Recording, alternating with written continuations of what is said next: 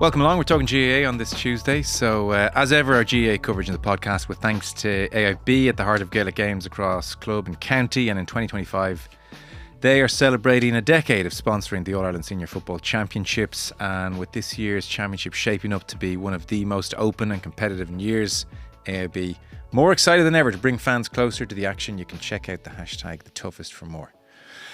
So we had a sort of strange predicament here in the show in that I thought to myself, we need some, a few All-Ireland medals on as part of the punditry team. And I got on to none other than Tomás Ó Sé. I said, Tomás, we'd love to have you. He said, I'd like to do it.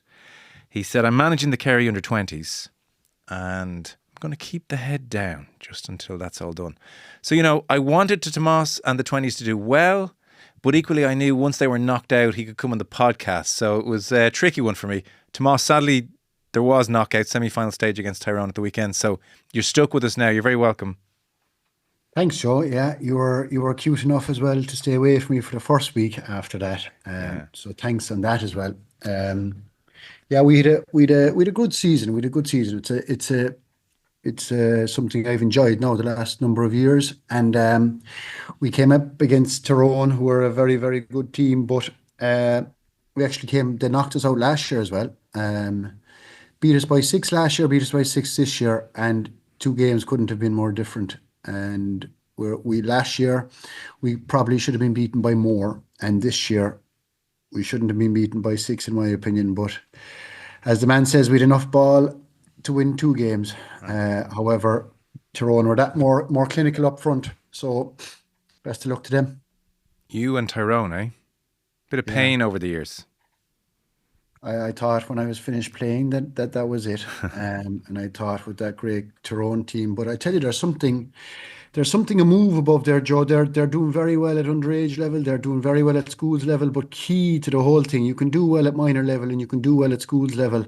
I don't think that has a major impact on senior level. I think it's the 20s. If you get 3 or 4 of those fellas, and they're already getting them up along, the young Canavans, they're getting them. So I do think in the next 3 or 4 years, Tyrone will have an awful amount. I'd say 5, 6, 7 players from the last 2 or 3 under 20 teams, which will give them a good backbone because you can tell that the players involved, that McElhone lad, McCullough, they have a bit of character, they have a bit about them. They're not just good footballers, there's a bit of stuff in them as well, which augurs well for them. Yeah. It's a weird thing, underage grades, whereby ultimately, as much as people in the county and you, the manager in particular, would take a pride in winning an under-20 All-Ireland or a minor All-Ireland, there's probably an argument like with the long term, geez, I'd rather a kind of average enough minor team with 2 stars that are going to come through for me senior level, as opposed to an All-Ireland winning underage team with 15 kind of 7 out of 10 types. That's the balance which is there. Yeah, it's like, I don't like it because I'm involved as manager that they're feeders for seniors. What can we get and how can we develop players for seniors? And I'm sure if you ask the same to any minor manager, they're the exact same. You want to win and you want to do well. And unfortunately, I don't like... It is like in my time, I don't think we won under 20s in 95 or under 21s at the time, 95, 96. 97 we were beaten in a semi-final, 98 we won it again, 99 we were beaten in a final, and those 5 years backboned the noughties, and that was basically it. All of those teams, Darrow, Shade, O'Kineda, all of them came from 95, 96. Then you had myself, Mike McCarthy, Mike Frank, Aidan. You had a pile of players come from the other latter years. So after that, we weren't winning much, but you were still picking up the Tommy Walshes, you were still picking up the Gooches, you were still picking up the Marks, the Declans, and it didn't impact on us. So I don't think, well, in Kerry, it's been so long. I think 98 is the last time they won an under-20 All-Ireland, and that was pissing off this year now. It's not that we wanted to win it, but I personally wanted to get over. We knew that the Ulster teams were coming down the tracks, and I wanted to get over that on a personal level. But unfortunately, we're not to be. But yeah, I think there's an amount of players coming, Joe. But I would say it's not as simple as saying there's a huge step up from 20 to senior. There's a huge step up in everything, and there's a huge step up in the personality. You need a certain type of personality to go at it. Yeah, it's a few times And you've mentioned that, even the character of the Tyrone boys, because it's often said about younger players, and maybe every generation said this about younger players, but it's often said these days that they're very different people. Maybe it's smartphones, technology, who knows, but they're less vocal. Do you see very different types in the dressing room, or do we overstate that a touch? I don't know. I think possibly, um, I think there's a bit of truth in that. And then I see other teams, and I come across other teams, and let's just take that Tyrone team there for example. And no, I don't see that in them. I see a bit of I see a bit of cut in them, and I see a bit of want in them, and I see how important it is for them to win. And sometimes I don't see that elsewhere. And I've seen it commented on this year that maybe in Kerry the same importance isn't there. And I'm wondering, do they understand the history of, because history would be a big thing to me, and it's not everything, but I think it's part of it, and I think you can dip into it every now and again. And I'm wondering, is it there? Like, I think young people are different. I think society is different, and I think you have to come about it. And there's pluses and minuses to that. But certainly, when everybody says that all the young, I don't agree that all the young are I don't know what you'd say, gone soft, or you have to talk to them a different way, because I don't see it in other teams at times, and it's always the best teams, you know. You look at Limerick and what they did to Cork on Sunday, and you say, yeah, there was, it's just a bit of want and a bit of going back to the basics and digging deep, and that's good to see. I love seeing that stuff. And our lads were brilliant all year. They just came across a team. We created more, a lot more chances. We just didn't take them. So it was disappointing from that side of it. But I would agree that yeah, the youth today are different, but it doesn't always necessarily mean that's a bad thing either. Do you, when it comes to Kerry football, have a certain vision in your mind? Do you see Kerry football played a certain way? Are there certain pillars that you think that's non-negotiable for me? That's Kerryness. Yeah, and I think there's like, I've seen enough of it. I've seen like, I don't know, other young lads, and I always watched them. Like, I watched lads come in. Mike McCarthy, would just say, top off the top of my head, he didn't have any family that I know of that were playing. I just always admired fellas that were, say, I had two brothers. I had family at home, absolutely obsessed with it, and they would always push you on. They'd always be a shoulder to lean on, not in a soft way, but they'd tell you to cop on when you needed it. And I often wondered and looked at other fellas and said, how would they motivate themselves, or how do they get the drive, or how do they get to the level that they're at if they don't have that other support or somebody to push them along? But there are pillars in Kerry, and I think sometimes the outside would describe them. I saw them being described now in the Sunday game as lovely kickers of the game, Well, and I it's think, funny when I asked the question. Sorry to interrupt, but you mentioned that. I see Paul Galvin head up, and that lovely kick pass up the line, which takes a hop and then is judged perfectly into the chest of a player. And I sort of think that's what people would think of with Kerry play. yeah. But I'd ask you the question then, and Paul Galvin is a good example. What else does he bring to it? Fight. Because it is the full package. Yeah. If you don't have the full package, if you don't have the mix, if you don't have the players, there are certain teams. For me, the 70s team was one of them. They had the mix of everything. That Dublin team had the mix of everything. This Limerick team had the mix of everything. What I mean by the mix is the Tyrone team had it, where they have that mix of absolutely super talented footballers. They play the game with a good brand of football, head up, move it as quickly as you can, but they will get down and dirty when they need to. And I think it's just a mix. I think it's a mix. I think you'll always have teams that'll have superstars, and you'll have teams that, I think the great teams have a mix of everything. Yeah. And I think I was always like, you win a certain way, you lose a certain way, that's it. You make sure, and I felt it again last week, I'd be terrible company to be around. I can't take losing easily, and I find it way harder when I know that you're after leaving something behind or you have a regret about it. I cannot accept that at all. And if you ask me, I think the pillars of Kerry in the history, there's tradition goes into it, there's a style of football that goes into it, there's a type of footballer that goes into it, there's a little bit of silk that goes into it, and there's a little bit of scumbag, as I said a long time ago, and fellas took it the wrong way. Yeah. That goes into it again. So it's the full package basically. Yeah. And there aren't two. You could name the teams off the United. Like it's in all sports, Joe. It's in all sports. You go through any team and you could pick out like John Small, for example, outstanding footballer, great footballer. John Small didn't give fellas that, and he was tough and he was hard. I'm not going to say he was fouling all the time. He wasn't, but John Small did what he had to do. Yet John Small was an excellent footballer, and they're hard fellas to find. Like, you know. Yeah. And of the current pretenders to the throne, which team gives you that kind of that bite that you're talking about, that edge? Which team do you feel has that the most of the big 4 or 5 at the moment contending? Hard to judge from afar, but from afar. It is, and I think one mistake we make all the time is we're very reactive on one round of league games, Yeah. I fall into it myself. I'd see Kerry play, and I'd come away and say, "Jesus Christ, we're not going to go near it this year." And I'd see whoever play, and next thing they come out and they rattle Dublin after losing to Meath, and they come out and they rattle Galway. Is there any team? I just there's something about the edge that the boys above in the north are playing with at the minute that jumps out at me. It's everything is at pace. They're so organised. They're so well drilled. You know, every aspect of the game, which leads into the new rules.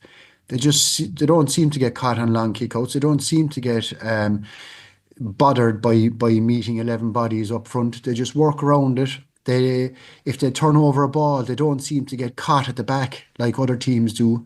They're just organised and set. Now, which team? I think I didn't expect Armagh to come as strong as they have. I didn't expect Armagh to be in the mix because I think it's a lot of stuff has gone on in the background. You're after coming from an All Ireland. I think I'd have desperate time for no matter what anybody says.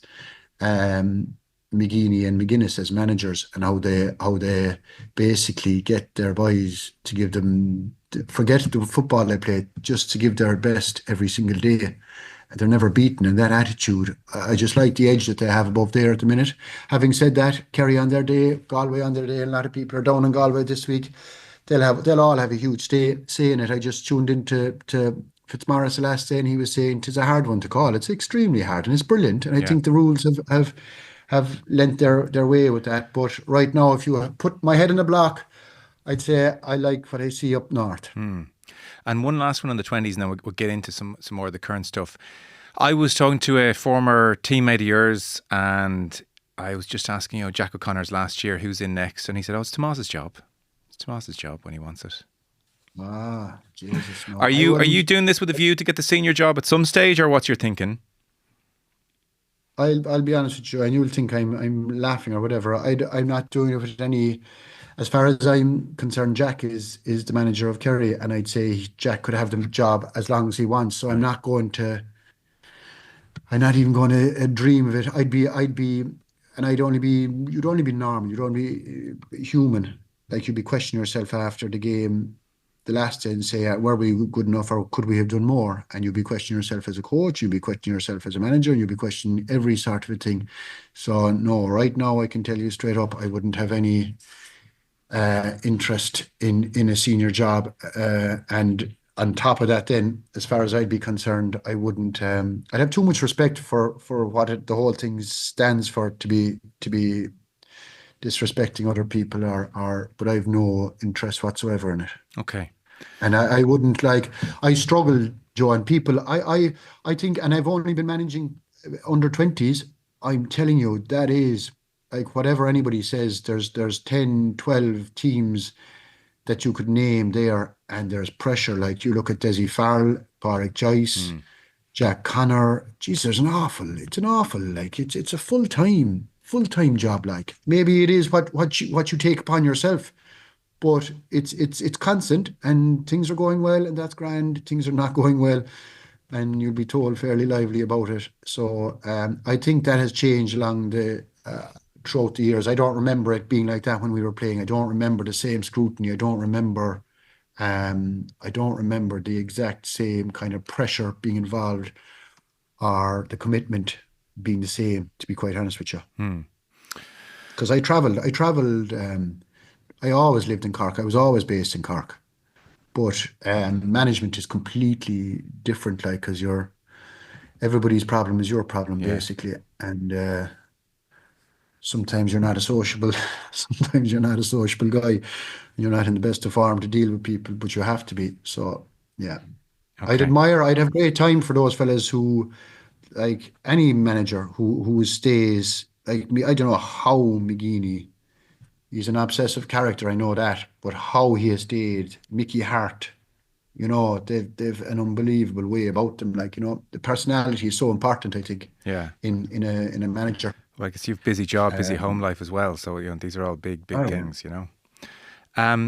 It's good to talk to someone who's coached the new rules. So, what's that like? it's good. I think it's good because it gives, first of all, it's a bit of energy. There's, don't, and anybody who tells you different, coaching fellas to break down 14 behind the ball was hard. And it was hard because then you're automatically saying, right, if we're going to be, and this is, you go back to the Kerry way and the pillars. It is not in Kerry's psyche to defend like that, no matter what. And I still don't think it's in their psyche, yet they have to do it. It Yeah. was never in their psyche. Kerry's psyche was play us straight up, and we mightn't be good as you, but teams, and rightly so, set up a different way and brought tactics that were, and I'd say sometimes still to this day, it's not that we're not being coached, but it's still not in our club game. It's still not in our heads. It's not in our DNA to Mm. be doing that kind of stuff. And I think it will have to change fully. And I'm not saying it hasn't changed. I think it has come around, but I still think there's a level above it that they need to reach, possibly. But I think the new rules are brilliant. I think that my favorite rule of the whole lot is the kick out. I think I know a lot of managers were giving out about the scrums, and I could see it. And it was winter football, and it was the pitches weren't as good as they are now. But watch it in these short few months. They're coming up. They're devising plans. They're making sure there's only two or three jumping for it. They're isolating players where people thought there was no space, and it'll only get better. You see Galway the last day, what they did with the short kick out. I think it's brilliant, and I think it makes teams. It does two things. It doesn't give teams an easy out to be able to set up their slow, methodical game. They Mm. have to bang it out. And also, it entices teams to push up. I haven't yet to seen off kickouts teams just drop off. No, they'll do it. They'll do it occasionally, and you can't. It's hard, but more often than not, it's the attacking. It's basically the rules. I think, Joe, are just there as an invite to play fast attacking football. And Yeah. if you look back, I can't remember the last time Kerry Cork, um, Donegal Armagh, you had Galway Dublin, you had the Lout game like there's 6 or 7 excellent games in the championship alone, and we Yeah. aren't even started. Yeah. And it's been a long time since, don't get me wrong, I know you'll probably never reach the heights of a classic, and there's always seems to be 5 or 6 classic hurling games every year. I know, but I'd consider it a different sport anyway. But I'm telling you, I've never heard people, and you'll have managers and people kind of throw down that there was nothing wrong with the game the way it was. I'd beg to differ. There was something wrong with the game the way it was, and it's good to hear people talking about it. Don't get me wrong, plenty of things that you change still. And you'll talk about referees, you talk about handing the ball back, but I'd still take it any day of the week over the way it was. And if you rewind a few weeks, a few months, I don't know how long ago, the managers were giving out rec every weekend about them. And we were there saying, just get the rules down, get them down on paper, and the managers will go off and they'll deal with what they have, and they'll come out and give us the best version. And they probably have tweaks and all that. But I think the way it's been done, the way it's been sold, the way it's been explained, the way it's being coached now, I think players are coming in, players are enjoying it. Players are enjoying it. I think at 20 level more so, the same level of organisation isn't there. So that quick ball into the forwards is there more often than not. But I think it'll take a little bit of while, Joe, because they're still built into us, maybe to go backwards or Yeah. sideways or slow it down at times, but it's coming out, and I think we're having good football. I'm enjoying it anyway. I'm enjoying watching it. Yeah, same. It's first time in a long time. It's been exciting to sit down and watch these games. You know, it's remarkable change. Um, Kerry are still the All Ireland favourites. That's what the money is saying anyway, albeit they're not like raging hot favourites. So we haven't talked too much about them on the show. The Cork game was great spectacle and went to extra time. And then against Clare in the Munster final, it was routine. And then what? They beat Roscommon by 10 points, kind of in third gear, last day out. So give us your pros, cons on Kerry at the moment. What's the feeling? What's the word? Because like I said, favourites for the All Ireland as things stand. Yeah, but when I saw the draw for the qualifying stage here, I says, nah, as a player, if you look back and think as a player, you'd want something that would get you up for it. I think throughout time, back in our day, in particular, you didn't know where you were after coming out of Munster, and there was a good Cork team around at the time. But you'd come out of Munster and you literally didn't know, and you train as hard as you could, but you still didn't know where you were at. And it was only until that time it was Munster final, quarter final, and you get your test and you say, yeah, we're at it, we're okay. And then you'd go into semi final. You mightn't win it all the time, but you'd know where you were. But it was that quarter final that you'd be very fearful, and we might breeze through it, but you wouldn't know where you were. And I think this group will do something similar if it's the same. Like Kerry weren't on fire last year, yet they took care of Roscommon with 10 points to go. I don't know, and I'm not being disrespectful. The Cork should have beaten Kerry in normal time down in Páirc Uí Chaoimh. But the biggest challenge to Cork, and the psychological challenge to Cork, is Cork seem find it very hard to back it up.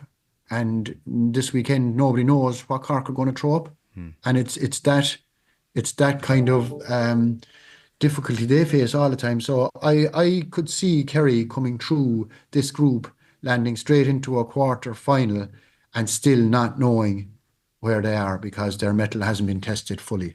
They've had a league. I think they struggled very early on with the rules. I think they got to grips with that. And I think they've come out of that strong. I think they're developing a game that will be effective.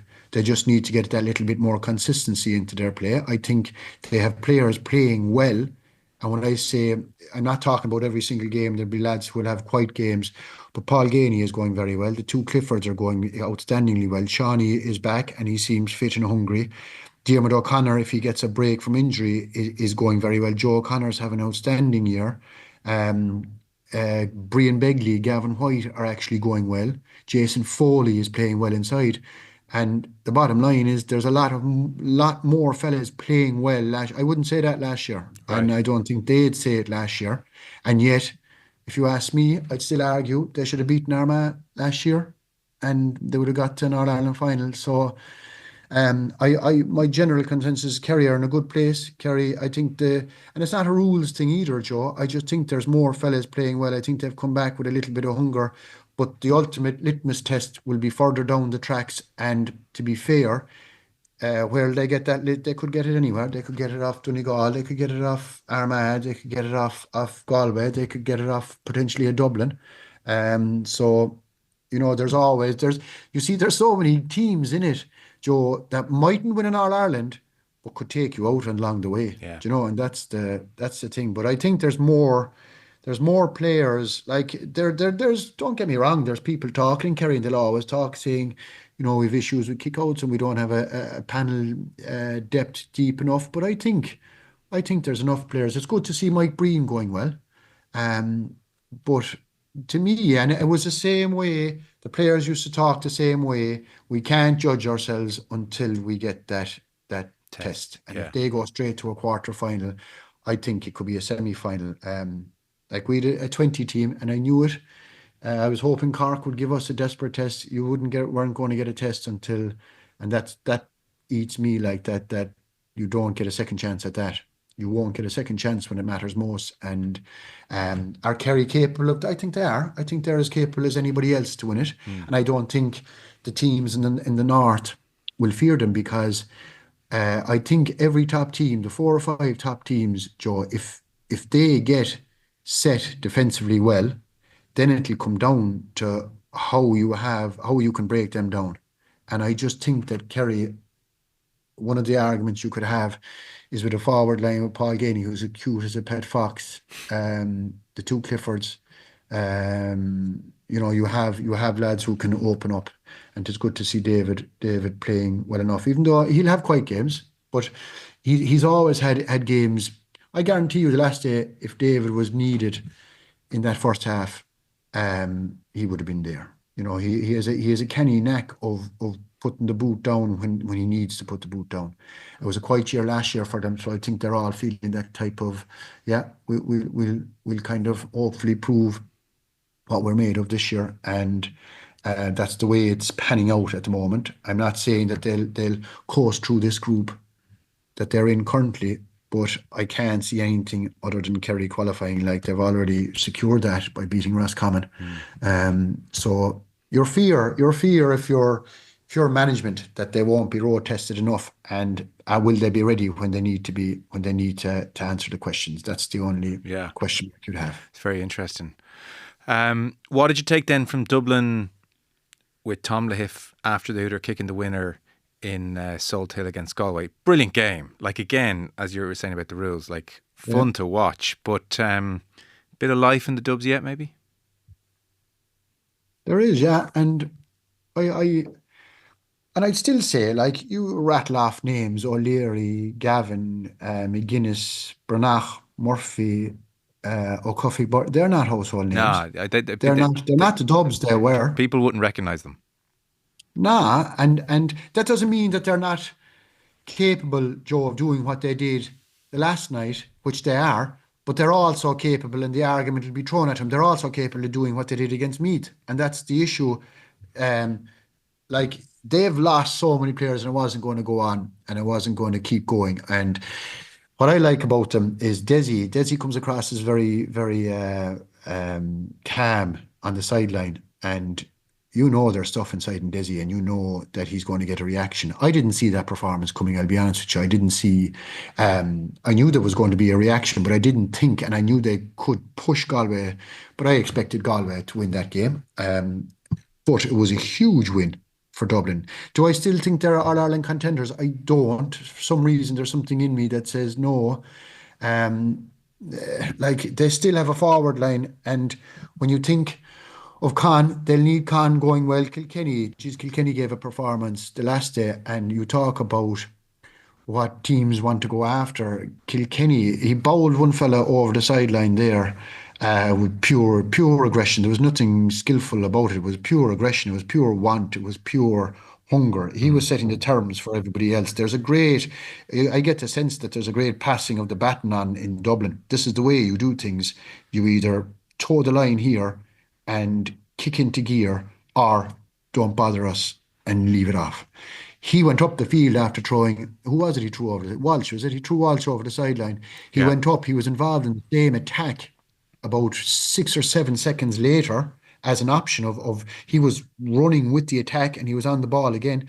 But what did it for me was, fast forward 7 or 8 seconds later, when the ball went over the bar, I think, he was sprinting back. He doesn't hide. He was sprinting back to make sure the kick out was covered. And you have fellas that do that. And if they're all on the same wavelength, if you have 13 or 14 fellas like that, then it covers up for the lack of so-called the star then is the team, like the star is a team. And they still have that little bit of silk, Brian Howard, Con, Kilkenny, but they're after losing. Like, you've Fenton is the jump out. Like, I think goalies from now on, Joe, as well. It's one thing with Cluxton. Cluxton is the greatest goalie, I think, of all times. He changed the way the game was played. He changed the way goalies kicked the ball out. He changed the way teams set up. It all came from him, right? But the new rules don't suit him because he's relying more on the outfield players than he's ever did before. The last day, Dublin did a lot better in the middle of the field, but it wasn't because, now don't get me wrong, he kicked 3 or 4 excellent kickouts and he picked them out, he dipped it over fellas' heads, but the bulk of them were just hanging in the right area. That's it. So that was his job. That wasn't as detailed as before. And the difference was you had O'Coffey Byrne, and you had other lads on the carpet ball that were a lot sharper than they were when they lost to Meath. So, look, Dublin are still there. Do I expect them to win in All-Ireland? I don't. Did I underestimate them the last day? Possibly. But if you're Galway, you'd be disappointed with the last day. Yeah, that's all really interesting, Dublin. With Cluxton, he must almost be thinking when he's just hanging them in a certain spot without the kind of precision of previous years, he must be thinking, this is like, I do this with my eyes closed. Like this is all like this. I'm reduced to this. Like he's probably thinking my wand of a left foot is reduced to just hanging them up for Con to come back and get up in the air. This is a joke. And maybe if you're then maybe they have to go back to the drawing board. I'd say the amount of teams, Joe, that have gone back to the drawing board at different times during the league, and it's only natural. We all said it. Well, anybody with a bit of sense. Give it this a year before things just get a pattern and fellas, get a run on things and how. Because we struggled, and I'm only looking at it from a coaching point of view. The way we were approaching things at the very start compared to the way we were approaching them towards the end, we only had 1 kick out at the start of the year, but come the end of it, you had 3 or 4. Okay. And that was like that's. The senior teams will focus the same. Like I've seen, one of the stats we've had stats and matches where you can now actually get wiped out in the middle of the park and still win the game. Right. It's not the be all and end all. Right. It's stats are read differently than they were as well with the new rules. I think the 11 up as well, Joe. Like I think there was a lot of talk about it. It was a great move, and I know they didn't. The way they put it, keeping the goalie back was proper order. It doesn't matter. Goalies are still getting up there, and you'll get the Northern lads who'll still go out and more luck to them. They're actually excellent at it. They're brilliant at it. But I think the right decision was made with 11v11 because it'll entice the defending team to come out that bit more and attack and put pressure on because they know that they're not going to be caught out with a simple pass because of a +1 outside. Yeah. I think that was a key one, and I think it's been lost in the last few weeks, but that was a very, very important change. So you were just going on to Galway there, and if you look at Galway as All-Ireland contenders, that's the only way they see themselves. That's how we have to judge them. They're obviously a very good team, but we're talking about All-Ireland winning team potentially or not. The form line here is quite worrying because Mayo take them to within a kick of a game, and we'll come on to Mayo in a second. That's not a good Mayo team at the moment. And then at home against Dublin in the sunshine, Shane Walsh back. If you're kind of thinking this Galway team's going to win in All-Ireland, they'll be saying to themselves, that's a game we should be winning. Like that's a bad statement here. That is worrying. Yeah, I'd agree. I think and you could sense Pádraig Joyce was cranky after the game. You could sense look, it comes back to the point I was making earlier on, Joe. I think, and this is where I'd question Galway. I'd basically questioned them up front, inevitably, because Thompson is a huge find, and he's a young lad, and he's very good, and he's going to be seriously good. But for Galway to win in All-Ireland, they'll need Finnerty going well, they need Walsh going very well. And like Walsh can be a player on his day that can destroy teams. But in another way, then he can have an off day.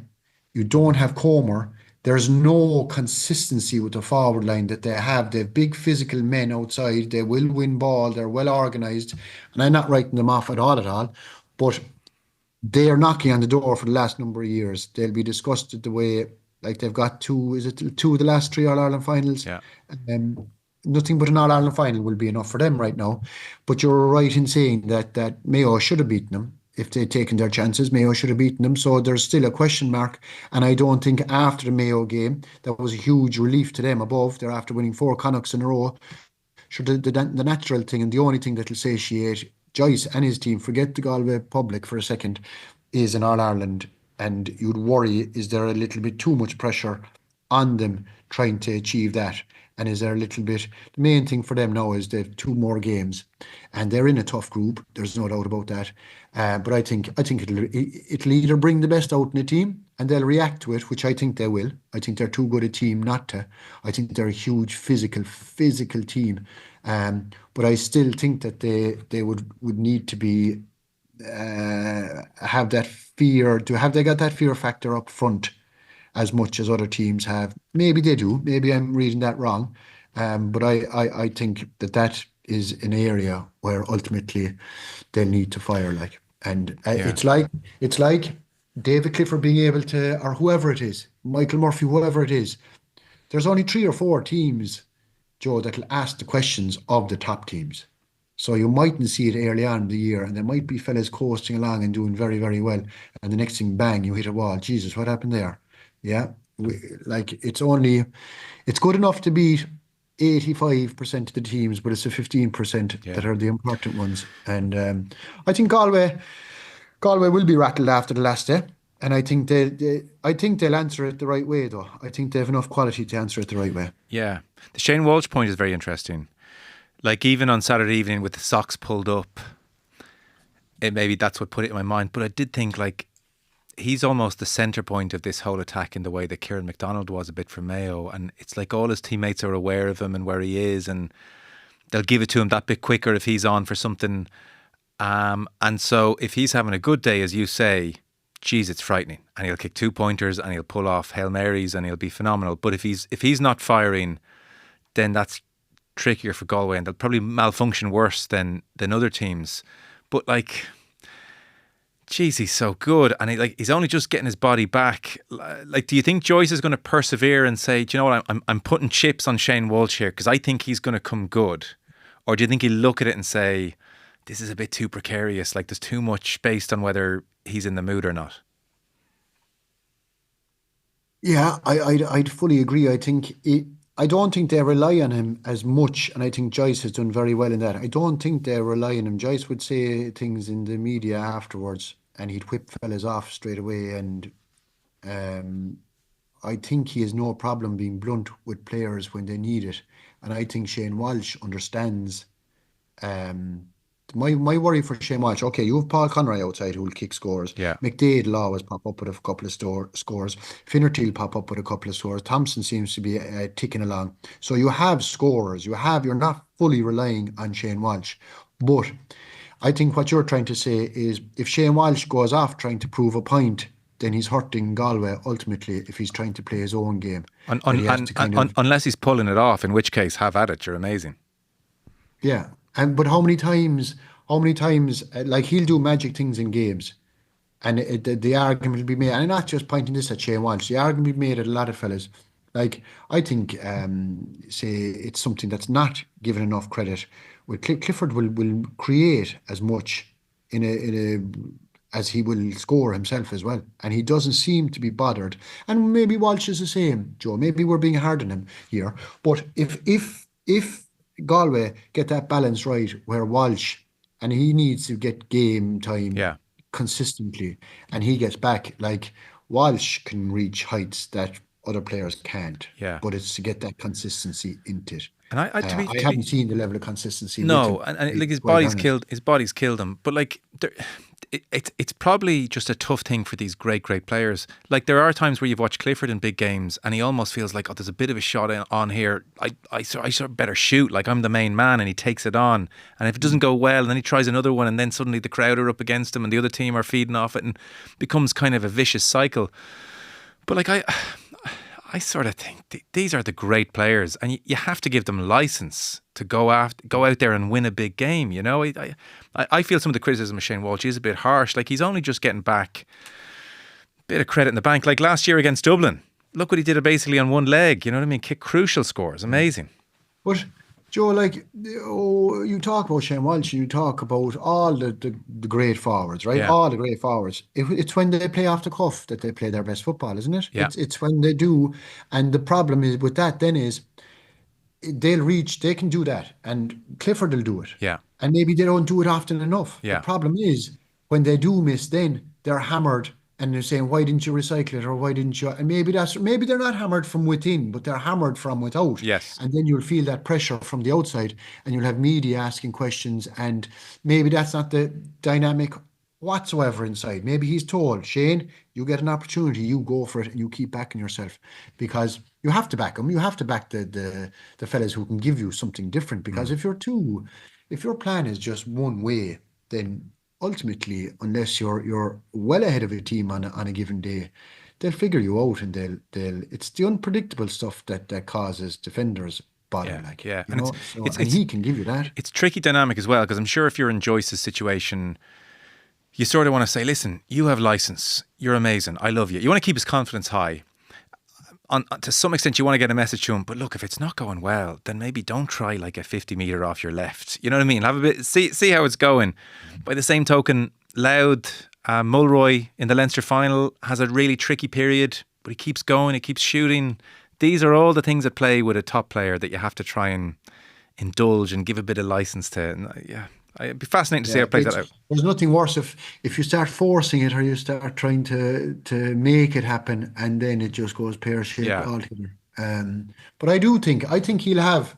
I think if he stays injury free, if he gets a little bit of momentum going, I would back him to do well. But I think you talk to the people of Galway who are watching it and seeing him week out, week in, week out. The what could be thrown at him is this just the consistency yeah, of it. yeah. And they're probably that little they would have been in a good place, Joe. Get a win in Salthill against Galway. You would have upped the pressure on Dublin with two tough games coming. It just throws the dynamic of the group. And there's only, like we spoke about the group in Kerry, where, there probably will be excitement, but it probably won't involve Kerry, if that makes sense. Yeah, Whereas in this group, geez, anything could happen in this group still. yeah. You have tough teams in it. And look, I wouldn't be worried about Galway. They're going to qualify. It's just, they have to get I'd say the next game is the big one for them, you know? One last team I want to touch on briefly, and we'll wrap it up, is Mayo, who were beaten by Cavan, 117 to 114. And a slightly deceptive scoreline as well, because Mayo hit 1-2 late on, like the last kick of the game was a goal. So really, heading into the finish, they were 8 points off Cavan in Castlebar. A year ago, they played Cavan and they won by 9 points. It's a precipitous fall in the space of a year. And even last year, the crowd who turned up at that game, kind of 9,000-10,000. They're down a few thousand fans this year. It just feels like the air has kind of gone out of this thing. And now they Yeah. have to go to Omagh and probably get a result against Tyrone. They have Donegal then in a neutral venue. They're probably hoping Donegal are resting players and have already qualified. But they can't just get one win, because Cavan will have them on head-to-head then. They have to get a win and a draw minimum. 1 point from play from the starting six forwards until that O'Shea goal late on. What do you think's kind of gone on here with Mayo? It's a massive fall off. Yeah, maybe. Look, maybe there's too much expectation with Mayo. Maybe, maybe the same thing happened to Tyrone when they started to fall off the scene after their great team. There was a lot of expectation, and maybe they just have to realize that right now they don't have the players, and you couple that then with the constant pressure that seems to be around the Mayo squad and the Mayo management, which I think is wrong. It doesn't seem to be a great place to be. Now, again, Joe, it might be different, completely different on the inside. We don't know. I haven't a clue. Yeah. But like Mayo, throughout the years, and it was, I don't know, I definitely would say nobody created as many chances as Mayo. They just had battling qualities. I still think they have that battling qualities. But in terms of just absolute scoring up front, I don't think they threaten. I don't think they strike fear into teams. I don't think from a defensive point of view, you wouldn't be scared of them. You stick with them. Like Cavan played one game in the championship this year, a good few weeks ago, and they got a right good hosing. If you were setting up against Cavan, you say, "My God, right? They're after losing. They're after getting hammered. They weren't as bad as that." And the performance they gave against Tyrone, they weren't as bad as that, but they were convincingly beaten. compared to what they were doing in the league. So Cavan were better than what people might perceive them after that Tyrone performance. Right. So they had a month to get themselves right with a bit of hurt, and they were going to come all guns blazing. So you would imagine that Mayo would have been right ready for that, and wherever else you'd have to match them in terms of intensity and aggression. And I just thought that Cavan were just a way more direct, a way more pace involved, and geez, it's like everything, Joe. Sure, it's easy, mark fellas that go sideways with it and backwards or whatever. And I'm not saying they have different options, but it just seems that Mayo don't really know themselves where they're at, and you have former Mayo players maybe in the media questioning everything that's happening and why is Aidan O'Shea playing where he is and why isn't he out the field, and maybe they're relying on too many older players. Maybe the younger players are struggling to find a footing there. Maybe there's too much chopping and changing. They have talent, and they've plenty of talent coming in underage, but I don't know have they the right talent in the right areas to make an impact, Yeah. which is It, upfront. it was When's even the a, last? yeah, I don't know what's going on behind the scenes either, but one of the strange things ahead of this year was when Killian O'Connor, who's what, mid-30s now or getting there, Yeah, said, not that he's retiring, taking a year out. You don't take a year out I at his know it's strange. age. You don't take a year out at his age. You retire or you keep going because you're running out of time. Yeah, Second I heard yeah, I that several found. months ago, I thought something's wrong here. Yeah, and I don't know. You don't really seem to hear, and I don't know what's going on in the background. I don't know what kind of a setup they have. Yeah, Is it to do with management? Is it to do with the players themselves? Is it that the players aren't there? Is it that it's one thing saying the players aren't there. We've seen Mayo give flashes in this league, Joe, where they have been impressive, and they have they have hurt teams. They've been well organised. They've been a bite to them, but I didn't see that the last day whatsoever. right. Um, there's like go back to the Galway Dublin game. Yeah, Galway hit Mayo as hard as they could after half time, got a little bit of luck, got 1-2, I think, rattled them. Dublin came back and Dublin kept the scoreboard ticking over.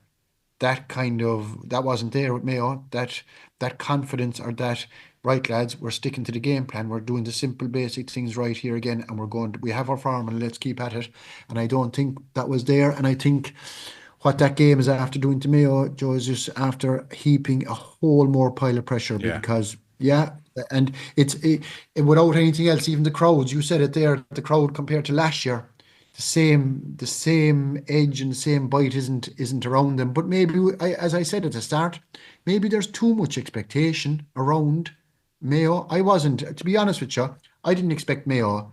I didn't expect Mayo to go far this year. true, That's true, just me true. personally, and that's No, no one not, I did. don't mean Yeah, that in a derogatory way, but that doesn't mean that they wouldn't still be able to mind their own patch in Connacht and win a Connacht title, which they were very, very close to doing.